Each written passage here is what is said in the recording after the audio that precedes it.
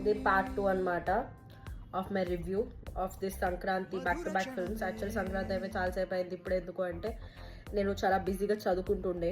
So second review ఇచ్చే film నారి నారి నడుము Murari.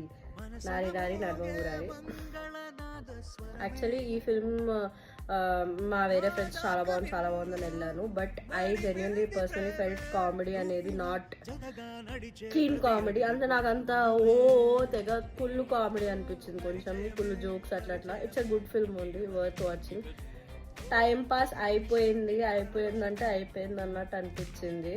Okay, second హాఫ్లో కొంచెం వాడు క్రెడిబిలిటీ తీసుకోవడం, హీరో ఓకే నేను ఏం చేస్తున్నా ఏం చేయకూడదు అది ఇది.